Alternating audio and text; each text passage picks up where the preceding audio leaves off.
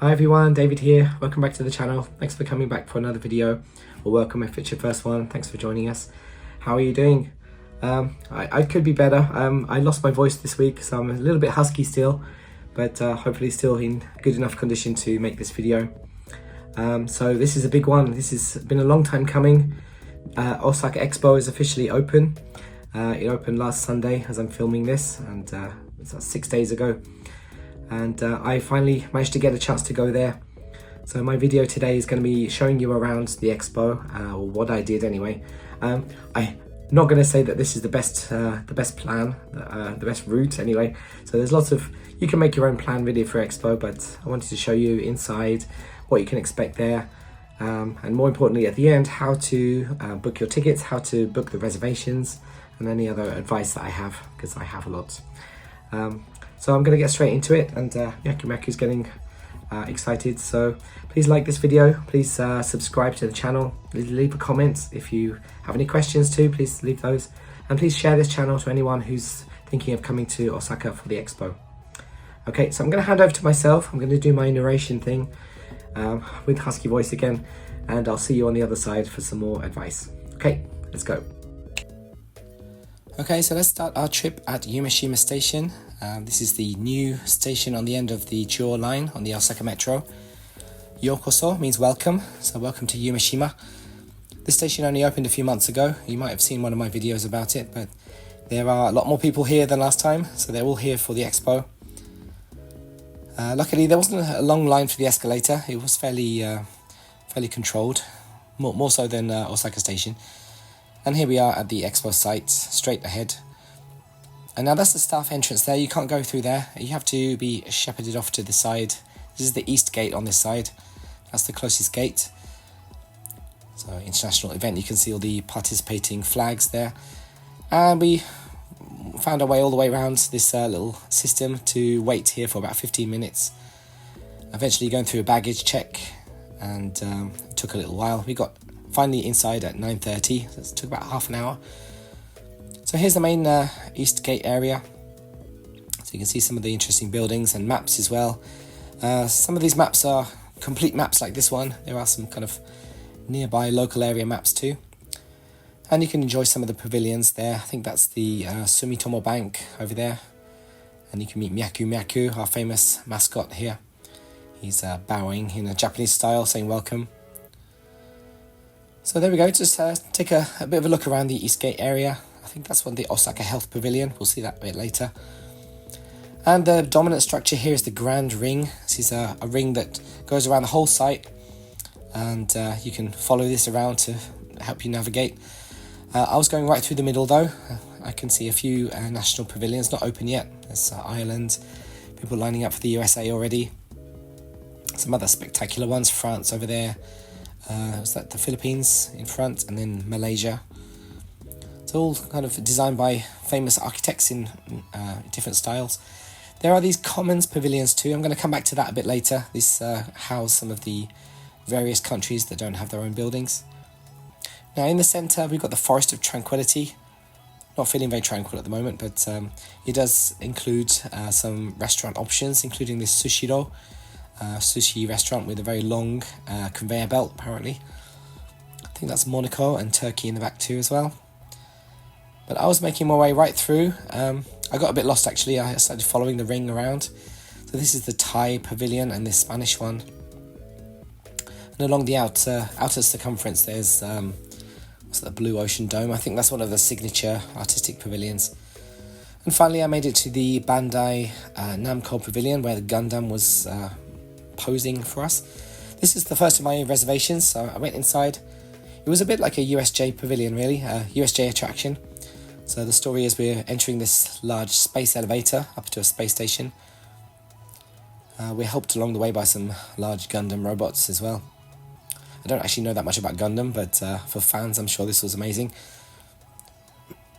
So finally we made it to the top, and unfortunately we immediately got attacked by an evil Gundam.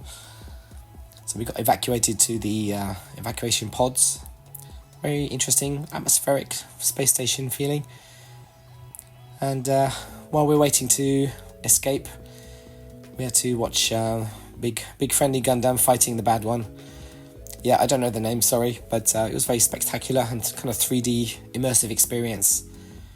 These projection screens were quite interesting. They were a little bit set back from the frame of the building, so it had a bit of depth to it. There we go. He saved the day though, and he's protecting us from fiery re-entry as we make our way back to Earth. Yeah, kind of interesting. Yeah, good for the anime fans anyway. But also fun for me. So out of the emergency exit, and we can see the Gundam statue one more time. You don't need a reservation to see the statue, it's just free to see. Now this was in the Westgate area, which is a bit of unfortunate planning. I had to go all the way through to the other side.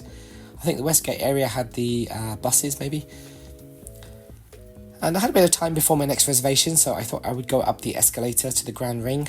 Got a nice view of some of the country pavilions. That's Belgium over there. So the Grand Ring has a nice view from the top, so you can take a look inside and look down on all the other pavilions, like the Italian, Singaporean ones.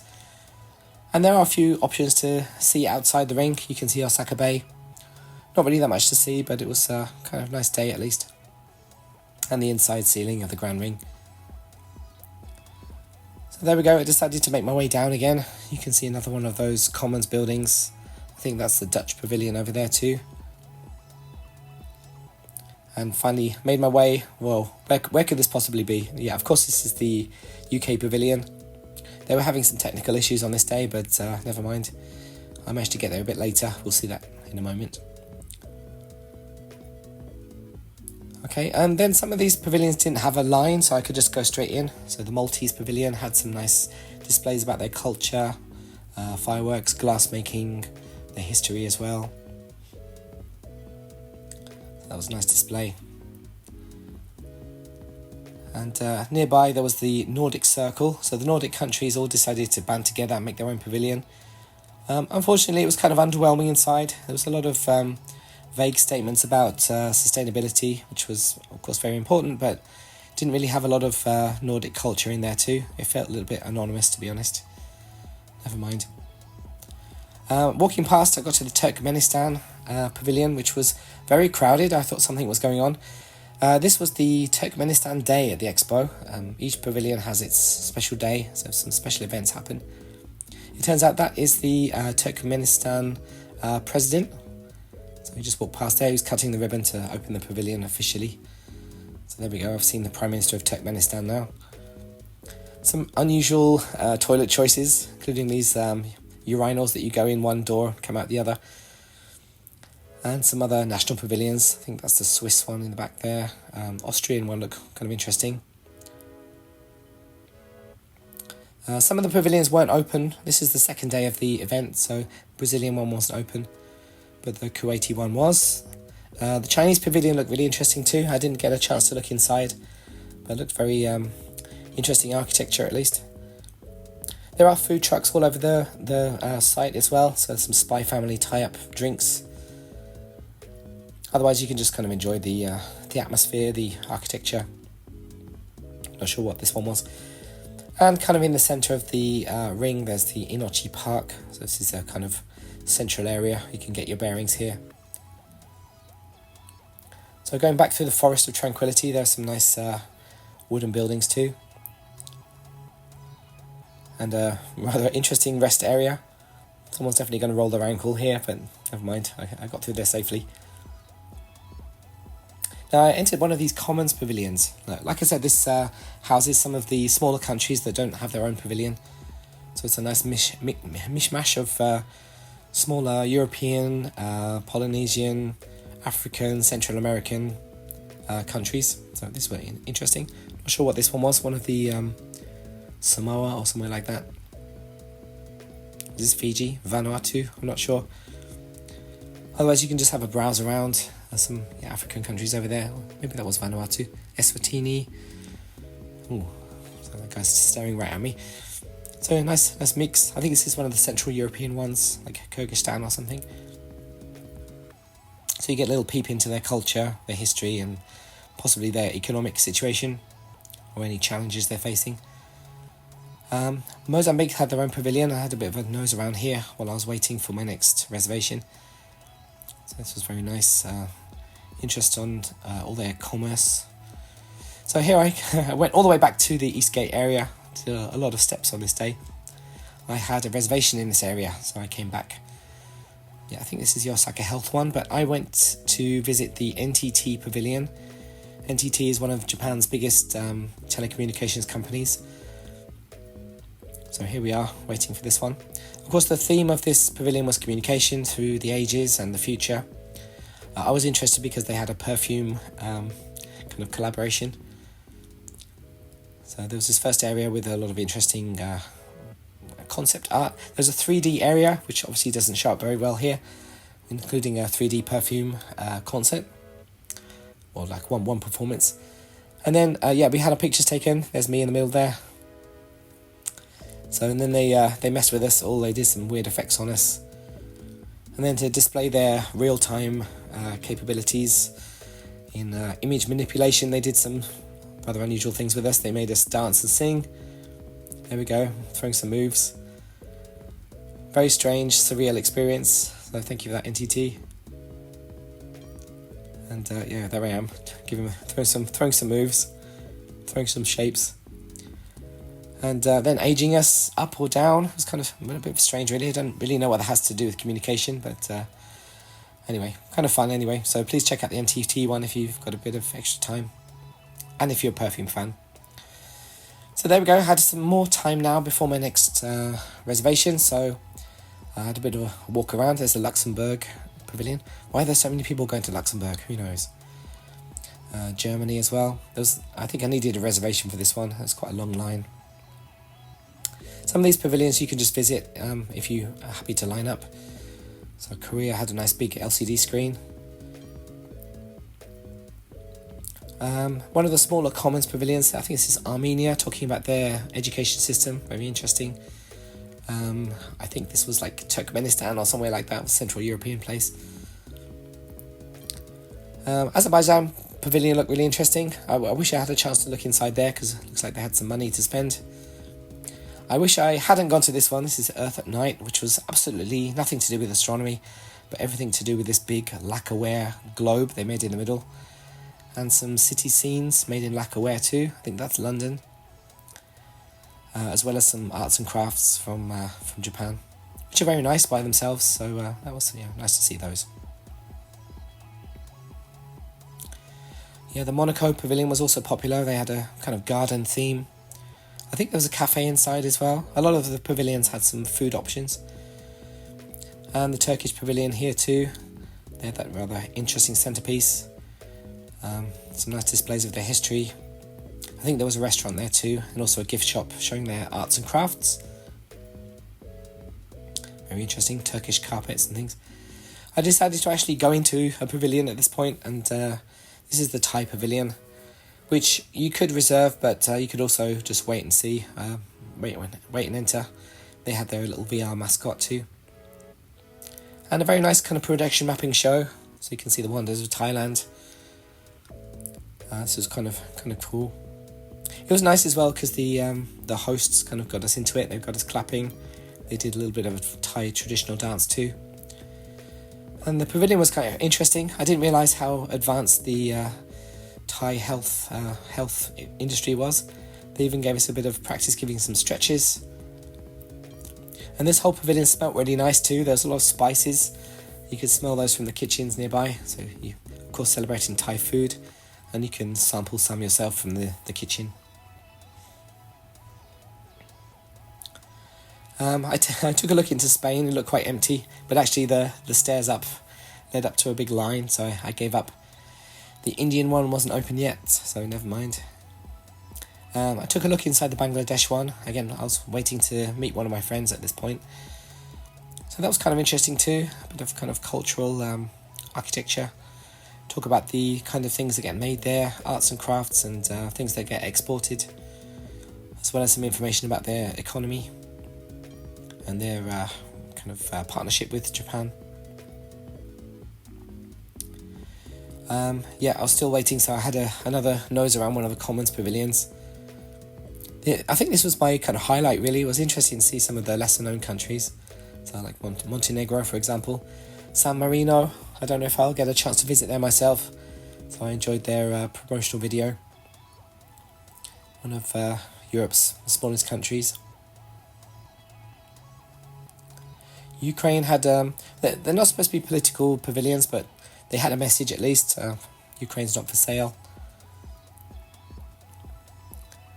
And yes, I think Uruguay decided not to do a kind of tourist information thing. They just decided to make a bar.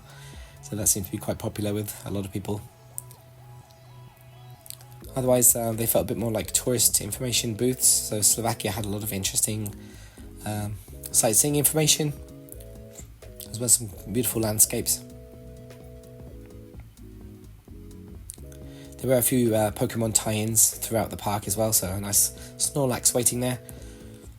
And just nearby there's another Commons one, so saw Jamaica, I think Polynesia was there, Micronesia.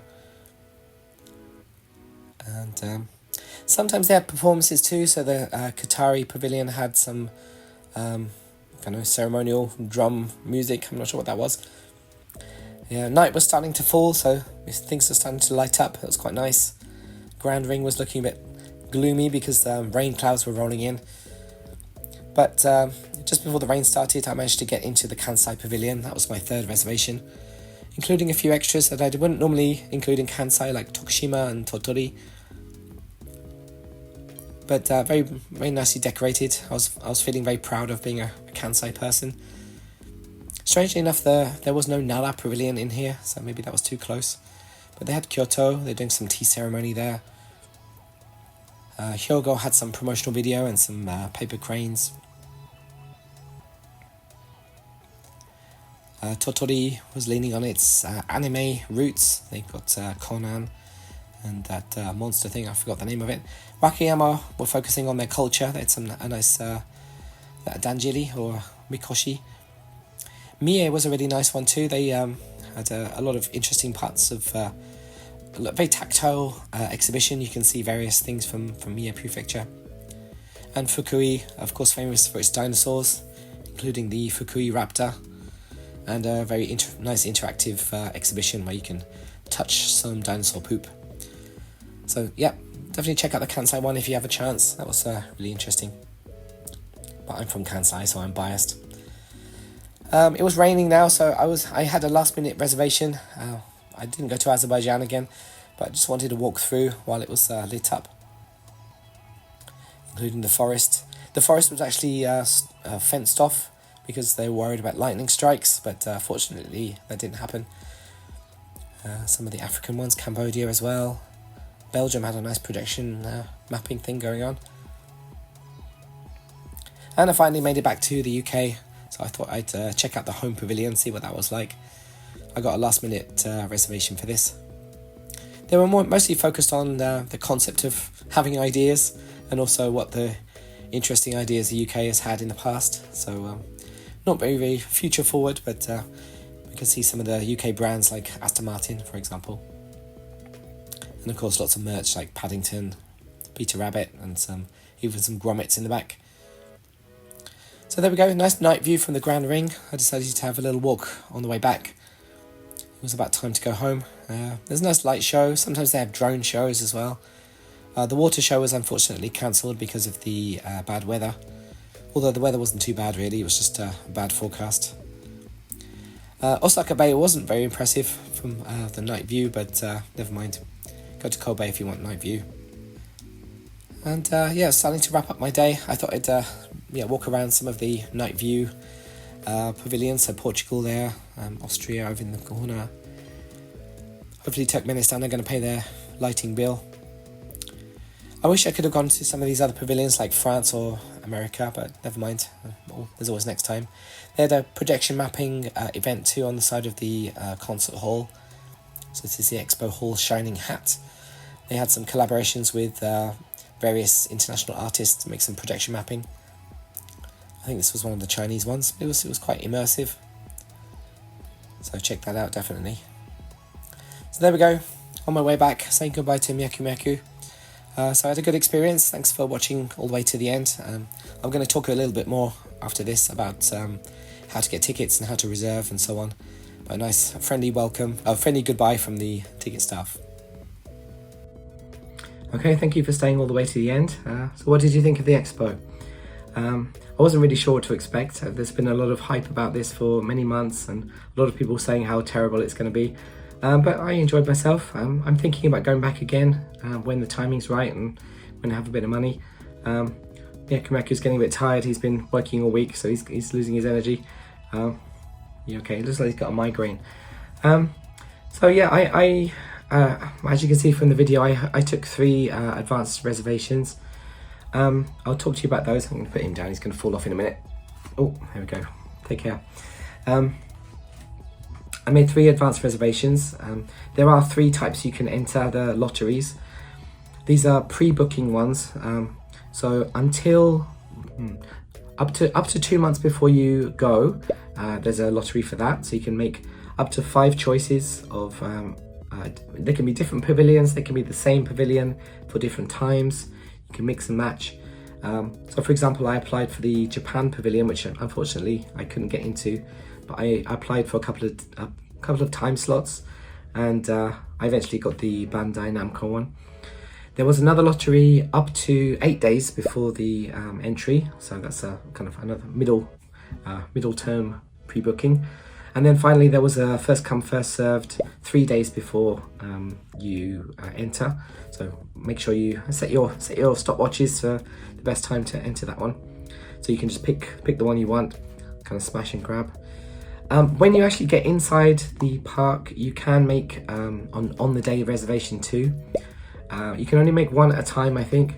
So if you make a reservation and you go there, I think 10 minutes after you enter, then you can make a new reservation. You can also cancel those reservations too, so you can shop around. Take a look at a map online if you can, because I entered the East Gate and my first appointment was in the West Gate and my second was at the East Gate again, so I was going back and forward. And if I had to do this all again, I would probably try to group the pavilions up a little bit, group the reservations earlier so I can get those out of the way. Then you're totally free to spend your time as you wish. That's my advice.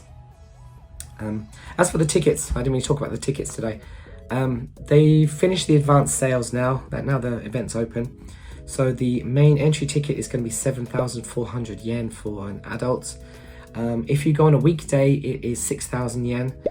And there is a nighttime ticket as well, which only starts from 5 p.m. entry. I think that is something like 3,700 yen. I don't really see the point of that one unless you're really trying to escape the sun, because some of the pavilions did start to close at 8 o'clock. Some of them stay later, but yeah, just be mindful of that. So yeah, weekdays will be good. I told you about the access to it, so you can get there by the Chuo line. That's the main entrance. Chuo line on the Osaka Metro will take you to Yumeshima Station, which is right outside the East Gate. So if you're planning to use the Metro, I recommend using the East Gate. There is a West Gate too. I guess that was people travelling by shuttle bus. I didn't see that side of it, so I couldn't tell you about that. But please check out which entrance you think is good. If you're going by Metro, East Gate. You can also choose your entry time. Unless there's something really stopping you, 9 o'clock is probably the best idea. Because I wasted half an hour just getting in. I was fairly close to the gate when they opened at 9 o'clock, but it took 30 minutes to get through the security checkpoint, so that took a little while. Bring sunscreen, bring a hat, bring a parasol, because it's going to be hot and sunny in Osaka. It's already hot and sunny. It might rain as well, so bring an umbrella. So yeah, maybe that's a good idea. I just about managed to avoid sunburn using two layers of sunscreen. You can bring food in, you can bring drink in as well. Please check the website about what's allowed. I think alcohol is not allowed, but you can bring like a bottle of water. At the checkpoint, I had to take a sip of the water just to get in, just to prove it wasn't sort of high explosives or something. So there we go. Yeah, okay, I guess that's a lot of my advice. So I hope I can go again if I have time and money. I definitely want to check out some of the national pavilions. For example, France looked kind of interesting structure. China as well. What else? The Japan one is interesting too. That's apparently got a Mars meteorite in there too. Just kind of a nice callback to the 1970 Expo, which had some moon rocks. I think that was a big attraction. I think the Osaka Health Pavilion was interesting too. They had an artificial but working human heart. That was kind of interesting, but I didn't get to see that. So I was kind of a bit regretful I could go to some of the signature pavilions. So definitely read up on things. If you can, any resource will be useful. Honestly, I found the website kind of difficult to use, especially for booking, because the search engine is really not very useful. You can't filter it by things that are available for booking. So I was having a lot of heartache trying to get into the reservations. Make a memo of your reservation times and places, because I don't know, please somebody tell me in the comments. On the mobile site I couldn't work out where to find my existing reservations, so that made me a bit anxious that I'd accidentally cancelled them or something. But they were okay, but they were just hard to find. You can't accidentally double book a reservation though, or intentionally, because it does block out your time. If you've got a reservation for, let's say, 10 o'clock, it won't let you make any reservations around that time. So just so you don't hedge your bets and waste people's reservation slots. So yeah, reservations. Some of the pavilions only accept reservations. So for example, the Kansai one, the NTT one, Gundam, the Japan Pavilion. A lot of the signature pavilions, you need a reservation. Some of them you can get a reservation, but you don't need it, like the Thailand one. I didn't have a reservation, but I lined up and I could get in fairly quickly. So a lot of the national pavilions are like that, the larger countries. Some of them you don't need a reservation, or it's probably not worth getting a reservation because there's not that much demand for it. So places like Bangladesh, Mozambique, I could just walk in. The Commons pavilions are always open. They're totally free. Free. Don't need a reservation for those too. That's also useful if you're looking for a toilet, because they have toilets inside. I found some of the navigation a little bit difficult to get around. Excuse me. But yeah, just kind of find what's interesting. There is the website does have a virtual expo, so I think you can check out some of the contents there. You can't get a paper map from the site itself. I heard rumors that you can buy them from the gift shop, which is off to the left side of the East Gate. I totally missed that gift shop, to be honest. Yeah, you can print them out from the website, so I definitely recommend printing something out, because navigation can be a little bit difficult. And finally, oh yeah, they had passports as well, so you can get a little stamp every pavilion you go to. I didn't know about this until about halfway through, so unfortunately I thought it wasn't really worth it. I think they're about 1,200 yen from the gift shop.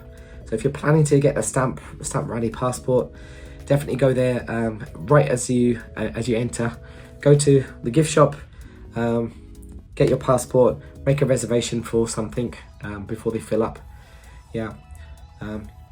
Like the Japan Pavilion, I couldn't get a reservation for. They looked like there were cancellations, so there was a chance, but you have to be lucky and quick to do that.